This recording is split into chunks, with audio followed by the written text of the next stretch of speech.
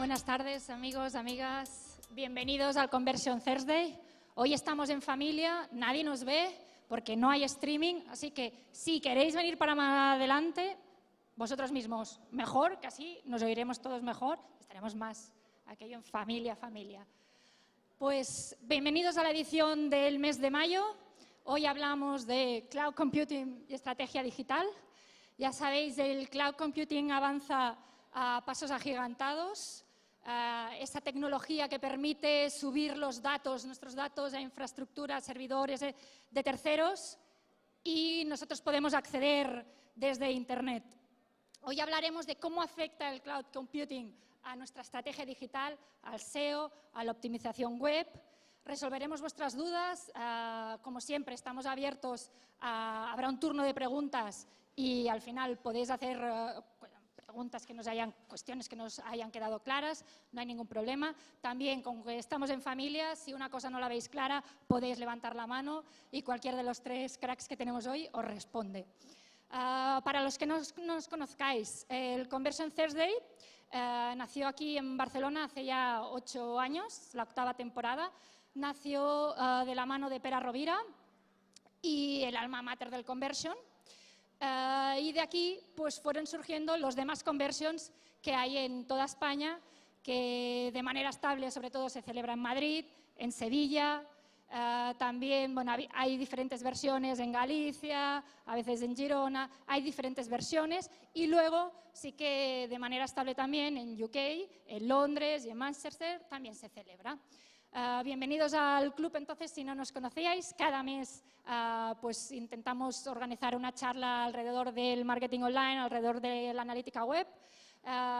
El mes que viene, junio, será la última de la temporada, nos vamos de vacaciones, pero en septiembre volvemos. Sin más ya, paso a presentar a estos 3 chicos que tenemos hoy, que el primero de todos es bastante conocido el mundillo, Javier Casares.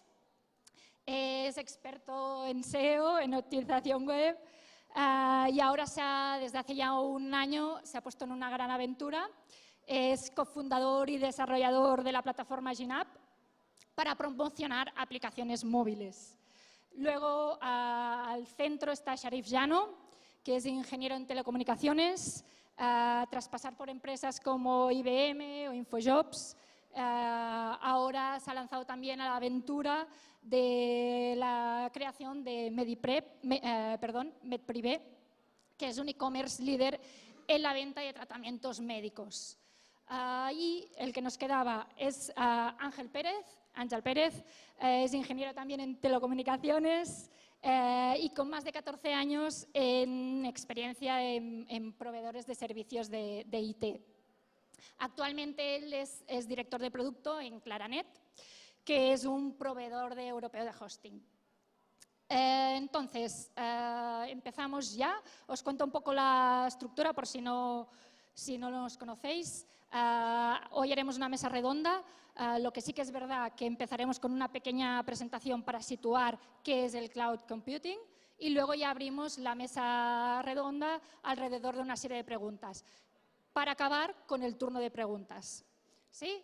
Pues acabar ya, porque si no, no sería posible, y es verdad, el Conversion Thursday lo celebramos aquí gracias a la Moritz, que es uno de nuestros sponsors, pero también al posgrado de Marketing Online de la Universidad Autónoma de Barcelona, a los chicos de streaming que son agitación.net, que hoy por un tema puntual no han podido venir, pero siempre están aquí dando el callo y haciendo que las personas que estén desde su casa, desde la oficina, puedan ver también la sesión que se desarrolla aquí en la Moritz. Y pues ya está.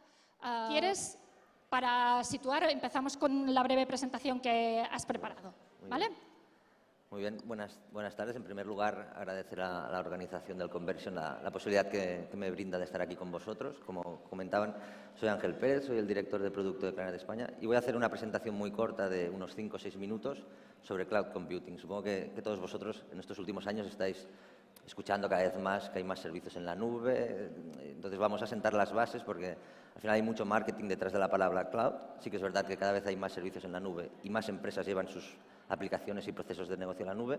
Vamos a intentar asentar las pautas para poder diferenciar y clasificar estos servicios. Al final, en la nube, seguro que conocéis la mayoría de estos logos. Hace muchos años que utilizamos aplicaciones en la nube. Tenemos Dropbox, Salesforce, Evernote, Gmail. Bueno, la lista es infinita. Con esto lo único que quiero representar es que, aunque se habla mucho de cloud, la verdad es que hace como 5, 6, 7 años que estamos utilizando servicios en el cloud. Estos serían servicios para usuario. Tienen una de las características del cloud, luego lo veremos en todo el ecosistema, sería software por usuario, ¿no? Al final tú eres un usuario, contratas el servicio y lo utilizas. ¿Qué tienen en común estas aplicaciones? Es lo que vamos a intentar ver a lo largo de la presentación. Una de las cosas que tienen en común es que al final, para que esto funcione, aunque la nube es muy etérea, se necesitan data centers, ¿no? Aquí he puesto la imagen de uno de los data centers de Claranet. Pero al final son data centers donde hay servidores que hacen que funcionen las aplicaciones. Solo por curiosidad, cada vez hay más aplicaciones.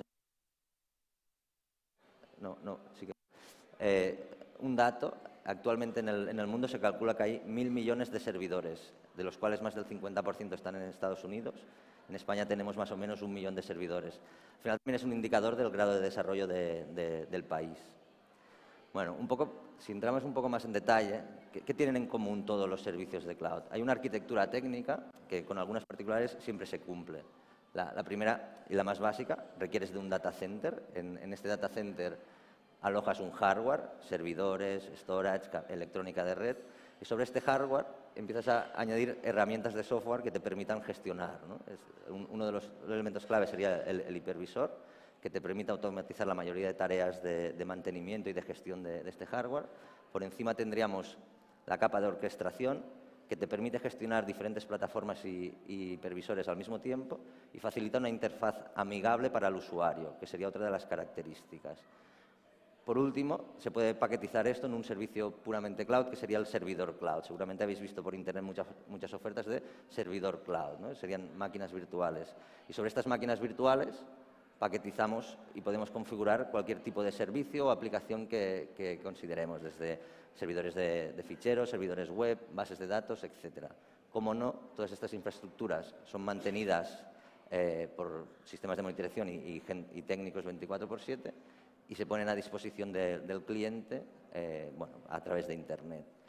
Esto sería una arquitectura típica y cualquiera de las aplicaciones que hemos visto al inicio más o menos cumplen esta característica, pero aún así no significa que sean un servicio en cloud. Puede ser una arquitectura para una solución en un proveedor de gestión. Para que sea un servicio cloud, a mí me gusta utilizar esta diapositiva, que es del NIST. El NIST es un organismo norteamericano que define estándares tecnológicos, que dice que para que un servicio se pueda considerar cloud debe cumplir las 5 características esenciales que hay aquí abajo. La primera de ellas, es decir, ha de ser un servicio bajo demanda self-service, que el usuario se lo pueda provisionar en el momento que lo requiera. Por otro lado, tiene que ser accesible desde cualquier lugar, a través de Internet. Esta es relativamente fácil de cumplir. Se ha de poder acceder a un pool de recursos y servicios en el momento que tú lo requieras. Es decir, aquí no sirve que te digan, te doy este servicio cloud, y cuando vas a utilizarlo te digan, no, de aquí 2 semanas lo tendrás. Entonces ya no es cloud. Por último, todos estos recursos tienen que ser rápidamente elásticos, tanto para crecer como para decrecer. Esta sería una de las características más importantes, como iremos viendo, y, como no, pago por uso. Al final, aquí se ofrece un pago por uso de recursos o pago por uso en nivel de usuarios. Por encima tenemos los 3 modelos de servicio que últimamente que se ofrecen en el mercado. Es infraestructura como servicio, servidores cloud, plataformas como servicio o software como servicio, como hemos visto anterior. Y por último tenemos las nubes, ¿no? Hemos hablado, seguro que habéis escuchado que si cloud público, cloud privado, cloud híbrido. ¿Qué significan estas palabras? Privado significa que toda la arquitectura, todos los equipos son dedicados para un único cliente. Público es multitenant, multicliente. Híbrido sería una combinación. También tenemos el cloud de comunidad, que no está muy extendido, que sería un cloud para una comunidad de profesionales, sector de educación, médicos, lo que fuera. Entonces, más o menos este es el ecosistema del cloud. Y para mí lo relevante de esto, y sería el punto a tener en cuenta, es qué ofrece estos modelos de servicio, por qué cada vez hay más empresas que mueven sus aplicaciones al cloud, qué nos da esto que no nos dieran otras arquitecturas. Y para mí, a nivel financiero, sería el tema de la facturación por usuario, de costes real, mes a mes. Y por último, te mejora la eficiencia operativa, que esto es muy importante, sobre todo en el time to market, a la hora de desplegar nuevos servicios, como las infraestructuras ya están, lo reduces a la mínima expresión. O te permite lanzar campañas de email marketing, que seguro que luego hablamos, teniendo una escalabilidad en los recursos que necesitas. Yo resumiría todo el cloud en dos ventajas principales: mejora de la eficiencia operativa y facturación por uso. Aún así, hay muchas empresas, o casi todos los sectores están yendo al cloud, ya que tenemos a Sharif aquí, que es el director de operaciones de un e-commerce más o menos de reciente creación, ¿no? Creo que lleva más o menos un año y algo, porque un e-commerce como MedPrivé decide montar una infraestructura en el cloud.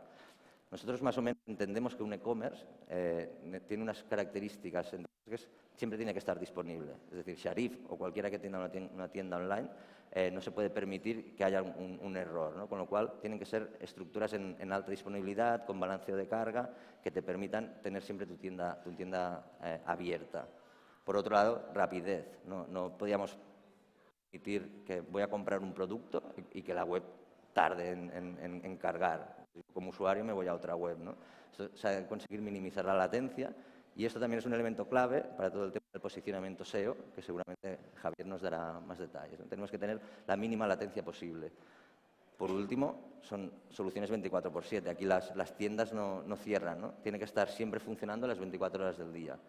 Y tiene que ser una solución flexible para poder crecer conforme tu demanda y autoescalable en función de las campañas que tú estás haciendo. Y por todo esto, si lo quisiéramos montar una arquitectura tradicional de hosting o física, seguramente no podríamos dar respuesta a las necesidades de un e-commerce. Sin más, yo solo dar paso aquí a mis compañeros y a todos vosotros para dar respuesta a todas las preguntas que tengáis. Ángel, decías ahora al inicio de tu presentación que el número de servidores era como un poco el índice de desarrollo de los países, ¿no? En este sentido, España, ¿cómo estamos? Perdona, es que me está quitando esto. ¿Cómo estamos en España? En el sentido de la adopción del cloud computing. No hace falta que ya está abierto. Sí. ¿Está abierto? Perdón. No, la verdad es que la tendencia es muy clara y hay sectores como el de e-commerce que es... Espera, si juntas un poco más. Sí, perdón. Que montan sus arquitecturas puramente en servicios cloud, pero no solo estos, sectores tradicionales como de la industria están llevando sus aplicaciones al cloud. Nosotros como proveedor de hosting ya evolucionamos hace unos 4 años a ofrecer estos servicios y estamos viendo que cada vez las empresas que llevan sus modelos de negocio al cloud son más. Podríamos decir que hay unos incrementos de unos 25-30% en nuestro caso en facturación, lo que significa empresas que van al cloud. Porque todas las empresas necesitan un cloud. Bueno, no todas las empresas necesitan un cloud. Al final lo importante es conocer tu negocio y ver las diferentes alternativas que tienes. Yo diría que la tendencia actual es a llevar cuantas más aplicaciones al cloud. Sí que es verdad que hay algunas aplicaciones críticas y sobre todo es más un tema cultural, ¿no? Hay empresas que prefieren tener sus aplicaciones alojadas en un data center en sus propias oficinas, por miedos, por seguridad, pero en principio cada empresa podría tener su cloud y no sería problema, porque tenemos diferentes modelos de cloud, a lo mejor no para todo su ecosistema de aplicaciones, pero prácticamente para todos. Hay empresas puramente cloud y no tienen nada que esté fuera del cloud. ¿Y cómo vencer ese miedo al cloud? La mejor forma es con casos de éxito, como tenemos aquí, probándolo. Nosotros, cuando vamos a un nuevo cliente que nos plantea qué hacer con sus infraestructuras, lo primero que hacemos, si ve que tienen miedos, es referenciarle a otro cliente que ya ha hecho el paso, ¿no? Al final hay diferentes factores, pero lo mejor es probar las cosas y con el cloud lo puedes probar sin necesidad de llevar tu entorno al cloud, ¿no? Tú puedes probar los servicios antes de tomar la decisión de ir hacia el cloud. Porque, Sharif, tú como empresario, en la empresa antes que comentábamos, MedPrivé, ¿vosotros disponéis de cloud? Nosotros trabajamos en cloud con Claranet, precisamente. Para mí, el estar o no en cloud, sobre todo en el caso de una startup, es un tema de yo no sé qué va a pasar mañana. Yo tengo claro cuál es mi modelo de negocio hoy, pero no mañana. Entonces, necesito algo que pueda evolucionar de forma constante, Si un día alguien se levanta por la mañana y tiene una idea genial de hacer una campaña y sabe que nos va a doblar el tráfico de un día para otro, yo no quiero tener preparado mi hardware para que eso pase. Lo que quiero es algo que me facilite el hecho de decir, oye, descuelgo un teléfono, cámbiame la infraestructura en un plis y sé que lo puedo hacer en 5 minutos. ¿Vale? Es un poco la idea. Entonces, el cloud para nosotros es flexibilidad de cara a cambios de negocio. Cuando estás en una startup y la cosa es muy variable, necesitas flexibilidad. Como consultor, Javier, o tu etapa de ex consultor, como decíamos antes, entramos de pleno quizá ya en temas de estrategia digital. ¿Cómo afecta el cloud a nuestra estrategia?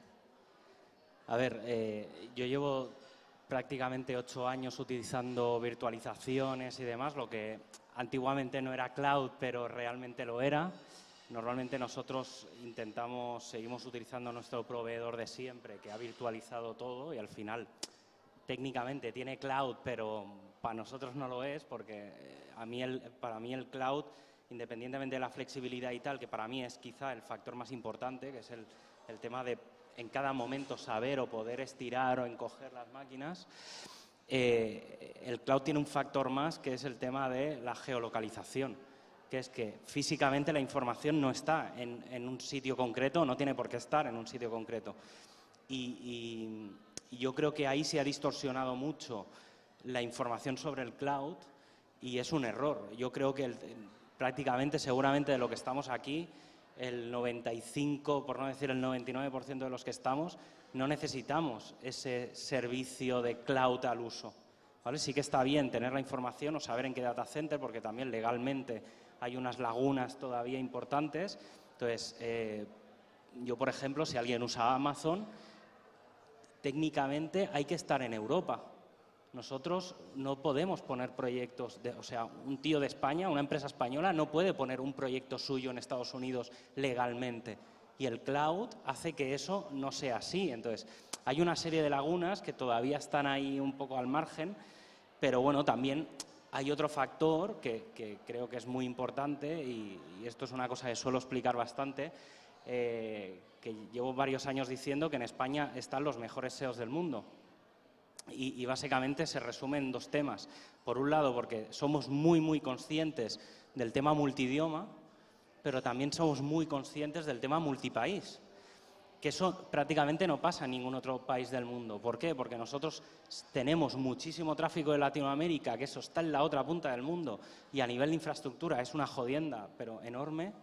Y luego tenemos la mentalidad de los varios idiomas de España, de todo el tema de Europa, de varias monedas, cosas que en Estados Unidos no pasan. ¿Por qué? Porque allí todo es en inglés y todo es en dólares. Entonces no les hables tú de plantear una estrategia no de cloud, pero sí distribuida, ¿vale? Entonces empezamos a aprovechar una serie de herramientas que se pueden llamar de cloud, que no lo son, que es distribuir la información, ¿vale? Pero con la consiguiente cosa de que las máquinas físicamente tienen que estar en España o en Europa. Entonces, claro, es como monto máquinas en Estados Unidos si no puedo estar en Estados Unidos, ¿vale? Y digo Estados Unidos, ¿por qué? Porque todo el tráfico de Latinoamérica, esto es un tip que dejo, todo el tráfico de Latinoamérica históricamente ha pasado por Miami, por el NAP de las Américas. Pero últimamente está pasando también por Texas, ¿vale? Entonces, si tenéis que montar infraestructura pensando en Latinoamérica o incluso en Estados Unidos, ¿vale? Y tenéis que tener infraestructura aquí en España o en Europa y distribución en Estados Unidos, siempre pensar en Miami o en Texas al montar algo que copie o caché información de aquí, ¿vale? O que haga de proxy o llamarlo como queráis, ¿vale? No sé si me estoy estirando mucho, no sé si esto interesa a alguien. Pero bueno, no sé, lo dejo ahí y ya seguimos. Adelante, adelante. No, relacionado entonces con la internalización, Àngel, proveedor para cada país, proveedor de alguna manera multinacional, ¿cómo es la mejor estrategia? Bueno, al final la mejor estrategia dependerá un poco de la empresa y de la aplicación, pero si tienes que estar cerca de tus clientes, tendrías que utilizar una estrategia como la que comentaba Javier de distribuir. Al final está hablando de servicios de CDN, ¿no? de distribución del No, contenido. no, nada de CDN. Luego entro más en detalle. Es que sí, el tema del CDN, luego os diré, ¿vale? Porque el CDN no lo necesita nadie, ¿vale? Luego entro en eso. Bueno, en todo caso, geográficamente yo distinguiría solamente dos áreas, Europa y América. Es decir, en cualquier data center de Europa vas a tener una muy buena latencia para ir a cualquiera de los países. Estoy convencido. Además hay proveedores como Claranet, pero hay muchos otros que tienen una red internacional que te acerca a los clientes. Sí que es verdad que lo que comenta Javier es el salto del Atlántico, que tienes que buscar estrategias para estar en el otro lado.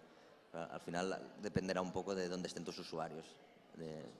Sí, lo que tienes que hacer, Ángel, es ponerte el micro Sí, muy más cerca. cerca. Sí.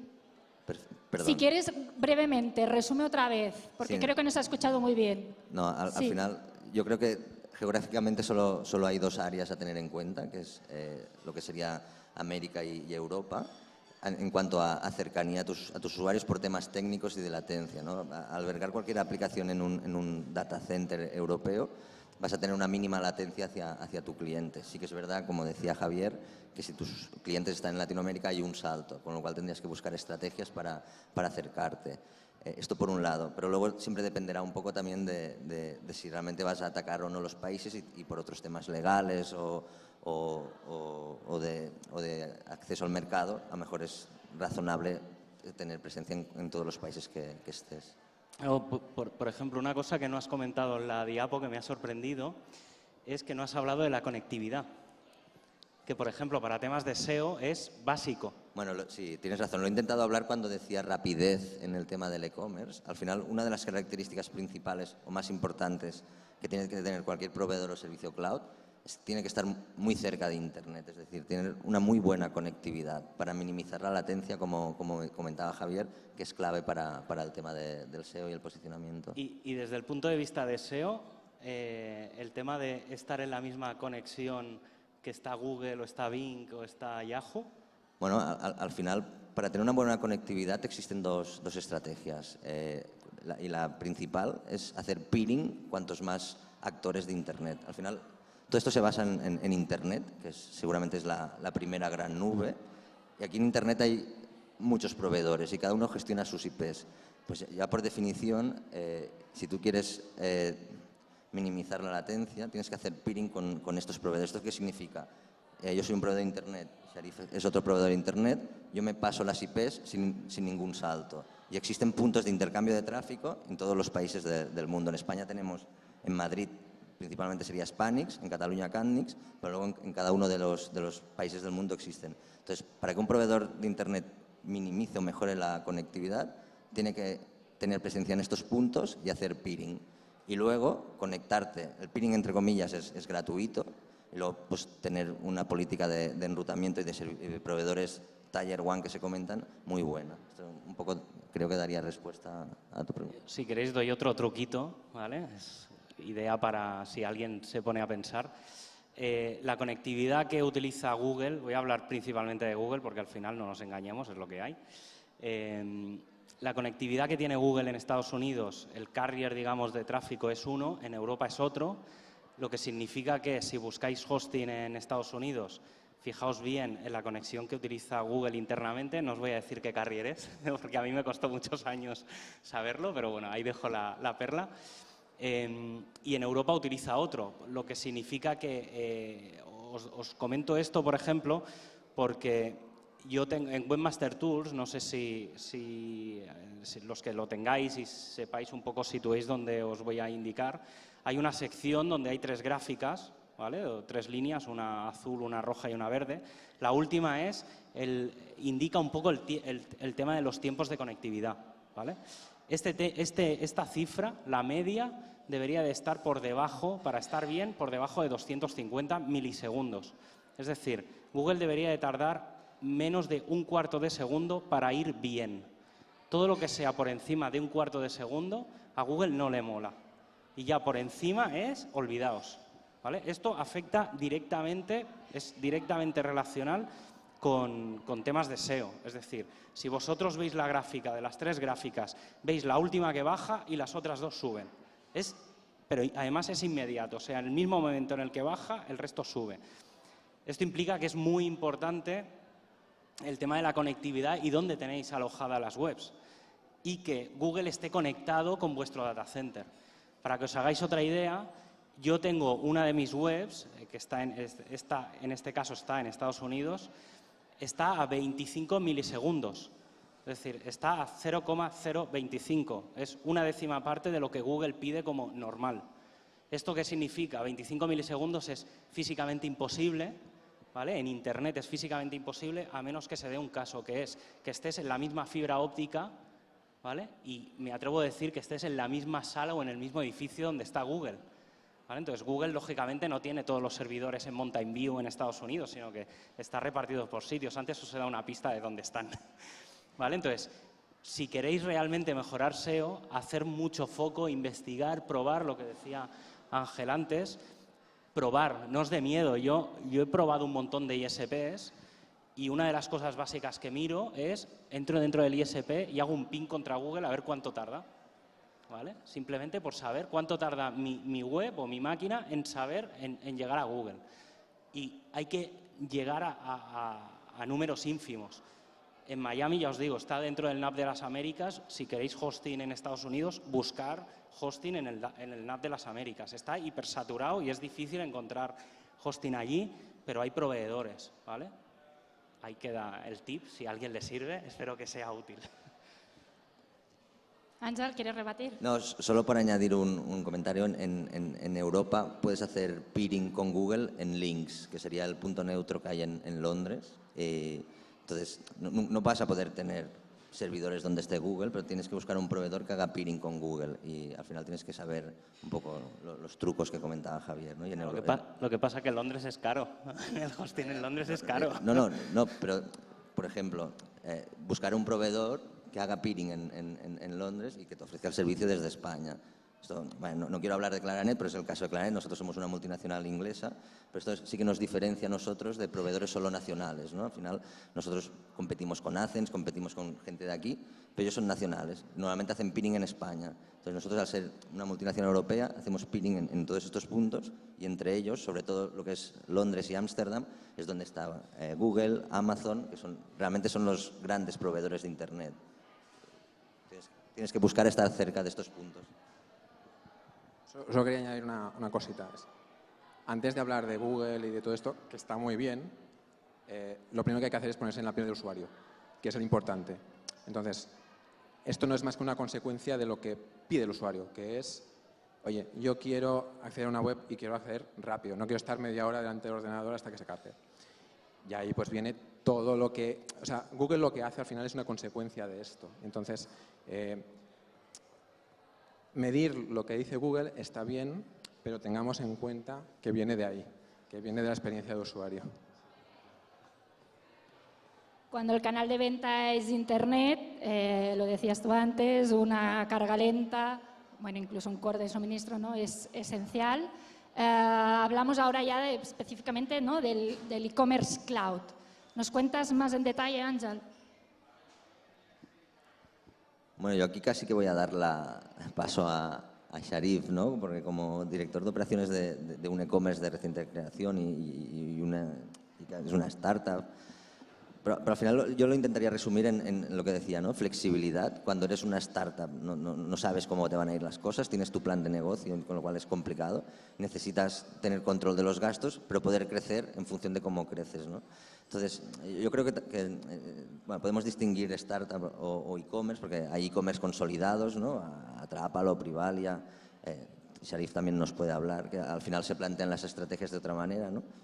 Si vamos por el tema de startup, básicamente sería el pago por uso y la flexibilidad en crecer en función de lo que tú necesitas. Y si vamos ya para e-commerce más consolidados, yo creo que sobre todo es la disponibilidad del servicio. La solución que tú tengas tiene que estar siempre disponible. No, tengo datos de Privalia o de Atrápalo, porque también son clientes de Claranet, y facturan una burrada al minuto. Entonces es impensable que la aplicación de Privalia estuviera caída 2 o 3 minutos, porque bueno, al proveedor le cortan el cuello y ellos tendrían un grave problema. Pero en todo caso, si quieres añadir algo.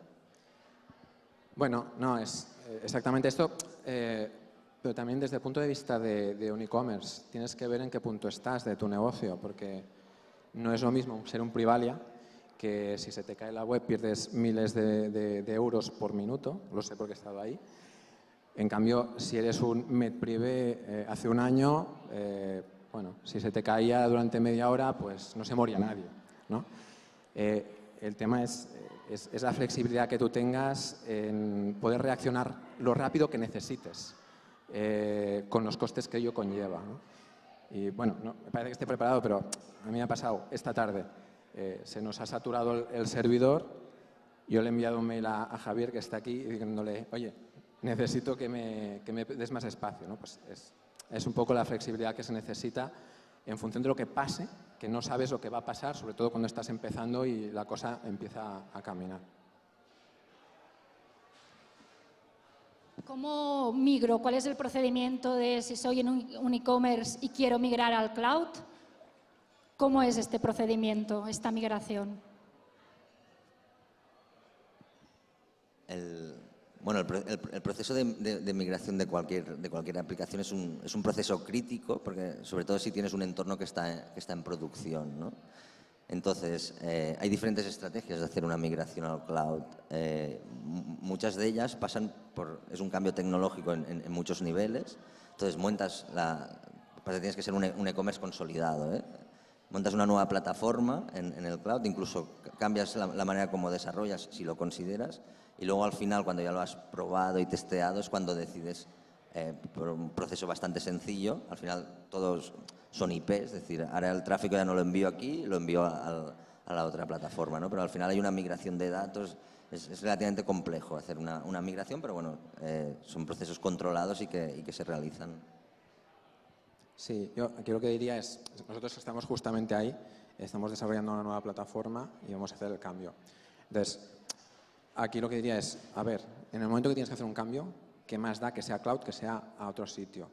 Al final lo que es importante es que quien haga el cambio tenga la capacidad de reacción, ¿no? Entonces, bueno, pues si es en cloud y es más rápido, pues mejor, pero al final es un cambio. Yo hago un tema. Por experiencia, lo que os diría es, como en cualquier migración, lo mejor es parar todo, estar 3-4 horas no se puede. Y levantar todo. Lo digo porque al final el problema en las migraciones y demás básicamente son los datos. Es la base de datos, porque las webs las puedes tener ahí subidas, pero al final es lo de menos. Los estáticos, imágenes y tal, sí que tienes que hacer un último backup, pero al final son los datos de la base de datos. Y el problema es que mover bases de datos no es fácil, sobre todo cuando no están en el mismo sitio. Entonces, suele ser más habitual o suele ser más rentable parar, levantarte a las 2-3 de la madrugada, como me pasó a mí hace justo un mes, que fue eso, levantarte a las 4 de la mañana, apagar todas las máquinas de lo viejo menos la base de datos, migrar todo y levantar todo lo nuevo, ¿vale? O sea, básicamente es eso, la migración. Al final, el hecho de que la infraestructura sea cloud o no, afecta un poco, digamos, más a nivel de rendimiento y demás, pero a nivel operativo, de si vas a notar alguna diferencia, no, va a ir todo mejor. La idea es que vaya todo mejor, supongo, ¿no? Pero a nivel de uso no debería de ser, porque al final son los mismos sistemas operativos, puedes cambiarlo, pero pueden ser los mismos. A nivel de distribución de herramientas dentro de la máquina son las mismas, o las puedes distribuir como quieras, pero yo creo que la migración en el fondo es más el problema de la persona que tiene que migrar, que lo pasa mal, que otra cosa, ¿no? Sí, yo ahí añadiría quizás que también no hace falta pensar siempre en una estrategia de cloud sí, cloud no. A veces es una estrategia mixta. Por ejemplo, en nuestro caso, en un futuro, quizás no ahora, pero muy probablemente tengamos una cosa combinada. Lo que es base de datos sea físico, pero lo que son los frontales, que son los servidores web, probablemente sean en cloud. Vamos a ir a un tema que sé que te gusta mucho. PrestaShop sí, PrestaShop no. Sabéis que PrestaShop es una de las plataformas preferidas para e-commerce. ¿Qué dices, Javier? Voy a vender mi libro un momento para que os hagáis una idea un poco relacionado con esto. Nosotros o en mi empresa somos muy buenos escalando WordPress. Dentro del día 11 de junio hacemos en el Mobile World Center un evento de WooCommerce, que es una plataforma de e-commerce es un plugin en realidad que funciona sobre WordPress. Claro, si tú sabes escalar WordPress y sabes perfectamente cómo funciona WordPress, que es algo bastante habitual porque todo el mundo sabe cómo funciona un blog, escalar un WooCommerce es bastante fácil. Nosotros tenemos WooCommerce con 200.000 contenidos, ¿vale? Entonces, claro, yo he escuchado muchas veces, no, es que claro, ¿cómo vas a tener una tienda de 200.000 contenidos con un WordPress? Pues sí, funciona bien porque es fácil de escalar. Y digo esto ¿por qué? Porque WordPress es muy fácil de escalar porque hay muchas herramientas, pero PrestaShop y Magento no. Es muy chungo escalar PrestaShop y ya no cuento Magento. Hay que montar la NASA para que Magento funcione bien. O sea, Magento para 10 visitas al día funciona perfectamente. Para 1000 visitas al día ya os digo que empiezan a haber problemas. O sea, 2 usuarios a la vez en un Magento suele ir mal. Necesita muchísimo tuning, necesitas gente muy experta y es algo que tiene un coste que realmente no es asumible. No puedes cachear nada, ¿vale? Entonces, tiene unos costes que no molan. PrestaShop siempre ha sido el punto intermedio y mucha gente está dejando de usar PrestaShop, sobre todo ya no tanto por el tema de escalabilidad, sino por la curva de aprendizaje.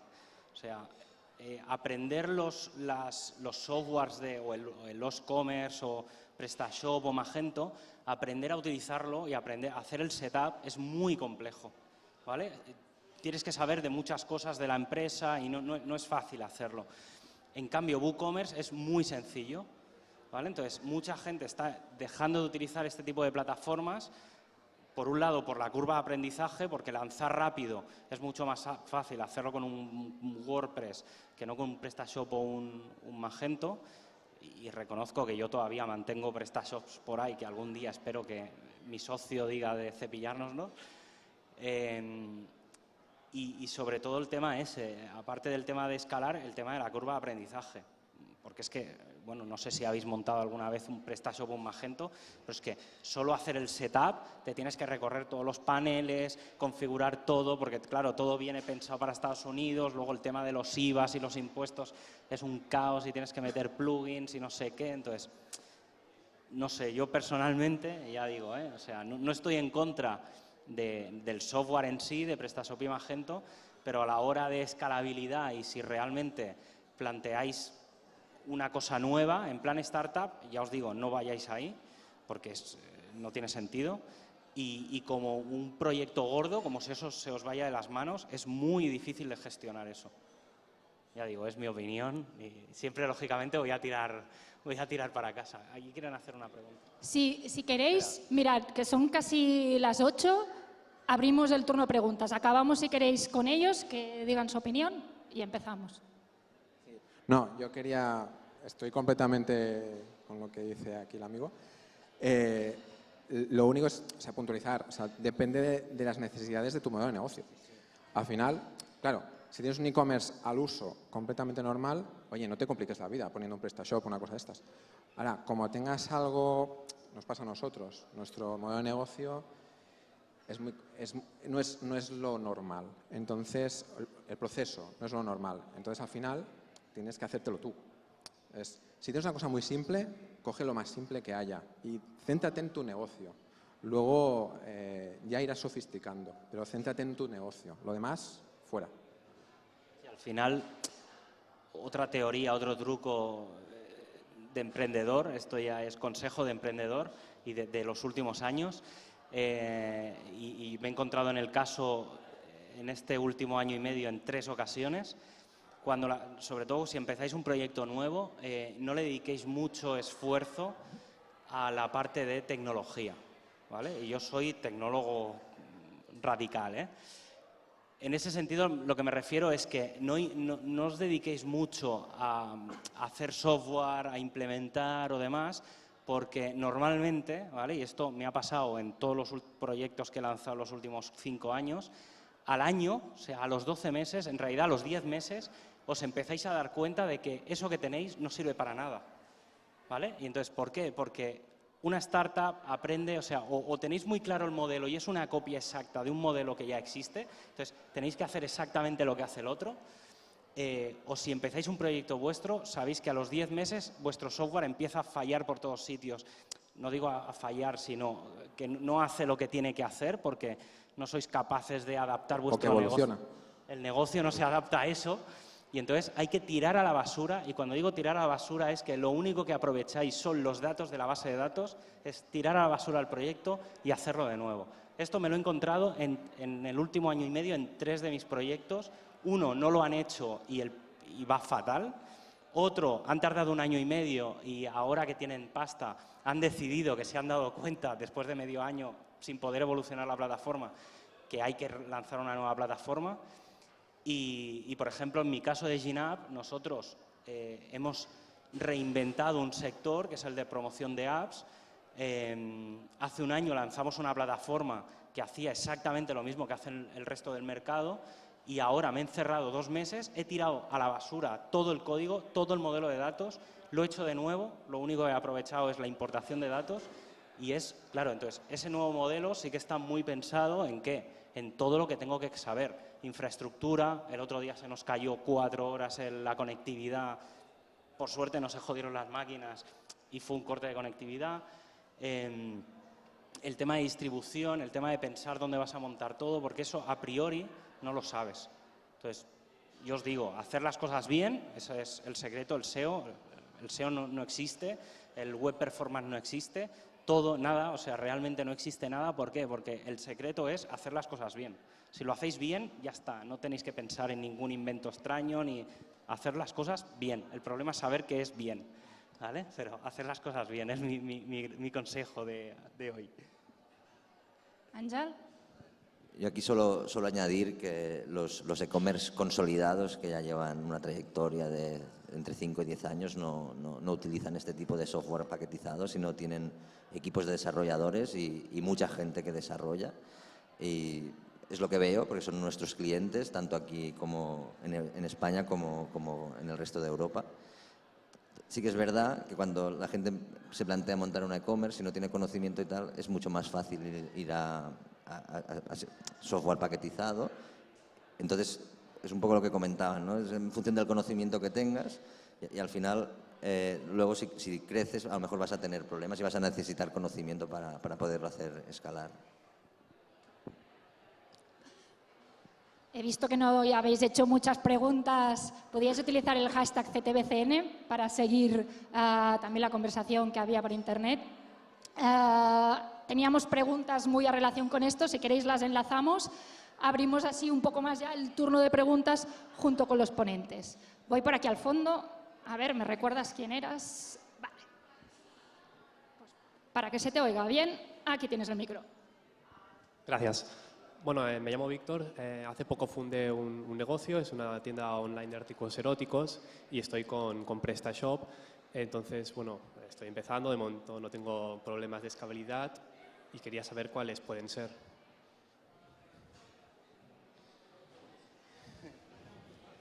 Depende de cómo aumente tu tráfico, depende de las acciones de marketing que hagas, cómo seas capaz de hacer que tu modelo de negocio cambie, las ideas que tengas, o sea, depende de muchas cosas, de muchos factores que el primero que te vas a dar cuenta eres tú. Sobre todo es cuál es tu planning de negocio y cómo se vayan cumpliendo los hitos para que se vaya cumpliendo o no, y ahí tienes que tener en cuenta qué alternativas vas a tener para hacerlo. Pero PrestaShop, ¿qué tiene que ver con esto? Perdón, PrestaShop, ¿qué tiene que ver con esto? Es decir, ¿qué problema puede tener PrestaShop con que me multipliquen por 10 las visitas? Nada, en realidad nada. O sea, la plataforma tecnológica que tengas debajo no influye. Lo que influye es quizás la capa de abajo, los servidores que tengas que aporten esto, ¿vale? Luego que PrestaShop, o sea, cuando trabajas sobre una plataforma como PrestaShop, tienes que hacer las cosas de una manera determinada. Tienes cierta flexibilidad, pero tienes que pasar por donde te marca PrestaShop, ¿no? Entonces, ahí depende de la flexibilidad que tú necesites o de lo que te puedas adaptar a lo que te da la plataforma, básicamente. Vale, gracias. A ver, yo con el tema de PrestaShop, yo básicamente los problemas que me he encontrado son, depende mucho de cómo tengas la infraestructura. Yo de base ya tienen que ser 2 máquinas, o sea, uno en la base de datos, otro el frontal. Lo bueno es que el frontal en general, depende de cómo lo puedes escalar, ¿vale? La base de datos no, y uno de los cuellos de botella de PrestaShop, y ya de Magento ya no cuento, es la base de datos, ¿vale? Entonces, aquí lo que te diría es que hagas pruebas primero de no usar la versión de Oracle de MySQL, sino usar Percona. Yo con Percona lo he probado, funciona. Con MariaDB no lo he probado, no te sé decir, ¿vale? Eso por un lado, en la parte de base de datos. Lógicamente, tuning a saco de la base de datos, porque es que no hay otra. Y en la parte del frontal, PrestaShop, a diferencia de Magento, que cuesta más, sí que te puede permitir llegar a escalar con un Memcachet o alguna, ¿vale? Con plugins y tal. No escala al 100%, ¿vale? Pero como mínimo te alivia sobre todo en el tiempo de decir, esto ya no tira, necesito, lo que decía antes, tirarlo a la basura y ponerme a hacer otra cosa, no sé el qué. Entonces, ese tiempo de migración, de hacer el cambio conceptual, esa máquina de Memcachet te lo da, ¿vale? Pero no es la solución, ¿vale? Porque ya digo que al final, si no es que empiezas a escalar en horizontal y en vertical no se puede escalar, ¿vale? Porque la base de datos llega un momento que no es un problema del hardware en sí, sino es un problema de cómo funciona PrestaShop, porque es tan complejo, ¿vale? Es tan amplio hacer todo que ya directamente no escala, ¿vale? No sé si es un poco por ahí lo que querías escuchar o no. Espero que no llegue, espero llegar a ese momento, que significará que he crecido lo suficiente. Si llega, me lo dices y hablamos de... ¿Más preguntas?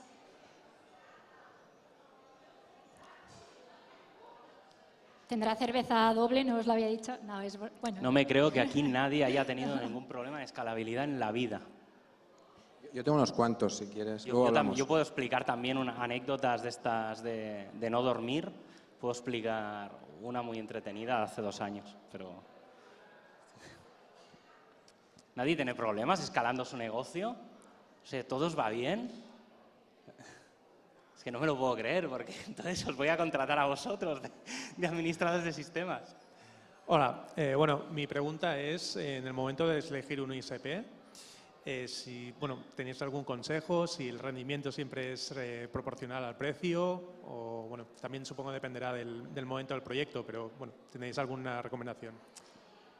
Yo tengo varias recomendaciones, básicamente se reducen en 2. Primero es el tema de la conectividad, básico, porque es que hay que tener buena conectividad, ¿vale? Es así, y el problema, como decía Ángela al principio, en España pues tenemos la suerte de estar en Hispanix, en Cadnix y tal. El problema está en la salida internacional, ¿vale? O sea, lo que tienes que buscar, más que el tema interno, porque internamente en España todos los hostings para cosas de España funcionan bien, es el tema de la salida internacional, sobre todo si tienes tráfico internacional, ¿vale? Eso para mí es una de las claves. Y luego la otra es, dependiendo del tipo de configuración que vayas a hacer, yo por ejemplo nosotros utilizamos VPS, ¿vale? Utilizamos servidores virtuales, pero nos lo configuramos y nos lo hacemos todos nosotros, ¿vale? Entonces, aquí hay una de las cosas que últimamente estamos encontrándonos es el tema del rendimiento de disco y el rendimiento de CPU, ¿vale? Entonces, en la virtualización yo recomiendo usar, sobre todo en Linux, usar Intel. Intentar que tu ISP utilice procesadores Intel, porque en general es lo que mejor virtualiza, ¿vale? Pongo el ejemplo claro, PHP funciona mejor en Intel que en AMD, ¿vale? Como resumen. Y luego está el tema este del disco, sobre todo si tienes un proyecto que tira mucho de disco o tira mucho de base de datos, ¿vale? Entonces, si tienes caches por encima, tipo Varnish o un Nginx o algo, intenta tirar siempre de memoria, ¿vale? Porque tampoco no suele haber proyectos que 16 GB de memoria tienes para prácticamente cachear toda la web y entonces no tiras tanto de disco, pero si tienes mucho tiro contra el tema de base de datos y demás, discos SSD, por ejemplo, para nosotros prácticamente es básico utilizar discos SSD, sobre todo en la máquina de la base de datos, en el resto depende. Y prácticamente, claro, ya depende más de cada caso, ¿vale? Pero a nivel genérico, para mí es eso. O sea,